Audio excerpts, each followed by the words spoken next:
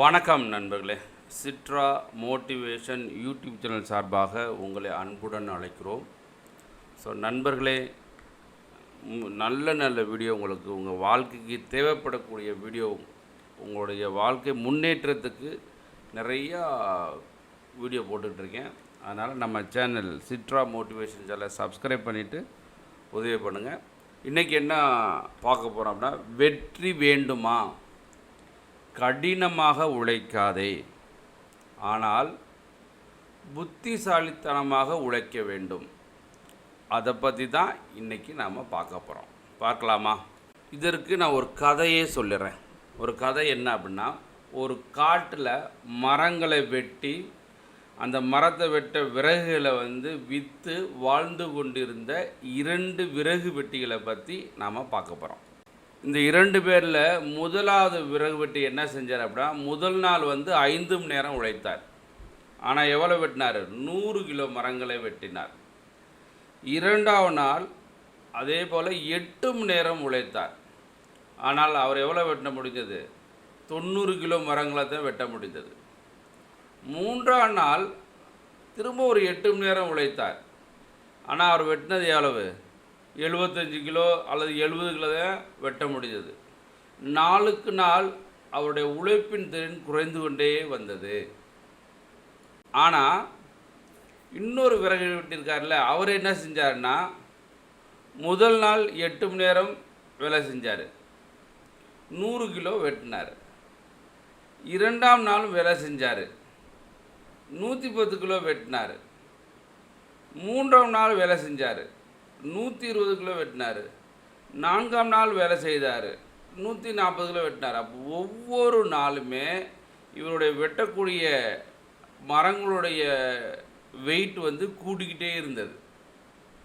அதே நேரத்தில் 2 விறகு வெட்டியோட வயசுமே முறையில் சேம் வயசு தான்.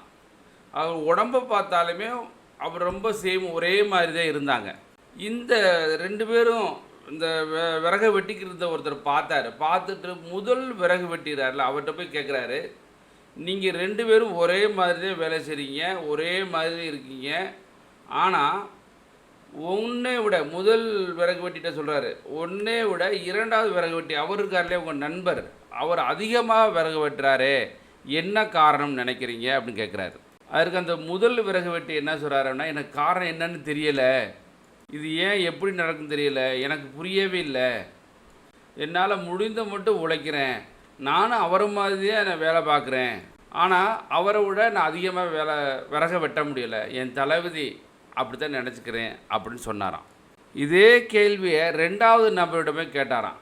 சரி, நீங்கள் விறகு ஒவ்வொரு நாளும் அதிகமாக வெட்டுறீங்க, ஆனால் உங்கள் நண்பர் கம்மியாக தான் வெட்டுறாரு, ஏன் நீங்கள் எப்படி உங்களால் அதிக விறகு வெட்ட முடிஞ்சது அப்படின்ட்டு 2வது மரம் வெட்டிட்ட கேட்டிருக்காரு. அவர் என்ன சொல்லியிருக்காரு அப்படின்னா, நான் விறகு வெட்டும்போது விறகுகளை மட்டும் தொடர்ந்து வெட்ட மாட்டேன், இடையிடையே ஓய்வு எடுத்துக்கொள்வேன், அந்த ஓய்வு நேரத்தில் எனது கோடாரியை நான் கூர்மையாக தீட்டிடுவேன், அடிக்கடி தீட்டப்பட்ட கோடாரியை கொண்டு வேலை செய்வதனால அந்த கோடாரி பதமாக இருக்கும், மரம் வெட்டும்போது எனக்கு எளிமையாக இருக்கும், அதனால் மிக அதிக மரத்தை என்னால் வெட்ட முடிகிறது அப்படின்ட்டு 2வது அந்த மரம் வெட்டி சொன்னாராம். இந்த விறகு வெட்டி கதை இன்றைய இளைஞருக்கு ஒரு பாடமாக அமைய வேண்டும்.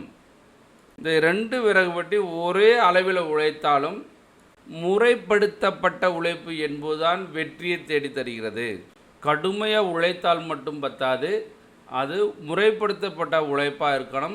அப்படி உழைத்தா தான் நம்மளுக்கு வெற்றியை தேடி தரும் என்பது பற்றி இன்றைய இளைஞர்கள் தெரிந்து கொள்ள வேண்டும். இந்த 2வது மரம் வெட்டி சொன்னார்ல, உழைக்கும் போதே ஓய்வெடுக்கவும் அவ்வப்போது கோடாரியை தீட்டவும் அந்த விறகு வெட்டி முயற்சி செய்ததை போல பாடங்களை படிக்கும்போது முறைப்படி அறிவை வளர்க்கும் செயல்களில் ஈடுபட வேண்டும். வெறும் பாட புத்தகங்களை மட்டும் படித்தா மட்டும் பத்தாது, அதே வேளையில் பாட புத்தகங்களோடு சேர்ந்து பொது அறிவை வளர்க்கும் புத்தகங்களையும் வாழ்க்கைக்கு தேவையான தன்னம்பிக்கையை வளர்க்கும் புத்தகங்களையும் படித்து கோடாரியை தீட்டுவதை போல 2வது மரம் வெட்டியிருக்காருலே, அவர் கோடாரியை தீட்டினால் தானே வேகமாக வெட்டினார், அதிகமாக வெட்டினார், அது மாதிரி கோடாரியை தீட்டுவதைப் போல உங்கள் அறிவை தீட்டுவதிலும் அக்கறை கொண்டால் வாழ்க்கையில் வெற்றி பெறுவது எளிதாக மாறும் என்பது திண்ணம். சில மாணவர்கள் சொல்லுவாங்க, நான் நிறையா படிக்கிறேன், என்னால் அதிக மதிப்பெண்களை பெற முடியலை அப்படி வருத்தப்படுவாங்க. அவங்க என்ன பண்ணணும்னா நம்முடைய படிக்கும் வழக்கத்தை முறைப்படுத்தணும். நினைவாற்றலை நெறிப்படுத்தவும் பழகி கொள்ள வேண்டும். தேவையான அளவுக்கு ஓய்வெடுக்கவும், அந்த ஓய்வு நேரத்திலும் அறிவினை அகலப்படுத்தவும், சிந்தனையை ஆழப்படுத்தவும் பழகிக்கொள்பவர்கள் மட்டுமே வெற்றியை எளிதாக பெற்று விடுகிறார்கள். ஸோ இதனால தான் கடினமாக உழைத்தால் மட்டும் வெற்றி பெற முடியுமா அப்படின்னா முடியாது. புத்திசாலித்தனமாக உழைக்க வேண்டும் என்பது தான் இந்த கதையோட சாராம்சம். ஸோ நண்பர்களே, கண்டிப்பாக இந்த வீடியோ பிடிச்சிருக்கும். இந்த வீடியோ உங்களுக்கு பிடிச்சிருந்தால் நிறைய பேருக்கு ஷேர் பண்ணுங்கள். மறந்துடாமல் நம்ம சேனலில் சப்ஸ்கிரைப் பண்ணுங்கள். நீங்கள் சப்ஸ்கிரைப் பண்ண போனால் இன்னும் நல்ல நல்ல வீடியோ உங்களை வந்து சேரும். நன்றி, வணக்கம். வெற்றி பெற வாழ்த்துக்கிறோம். நன்றி.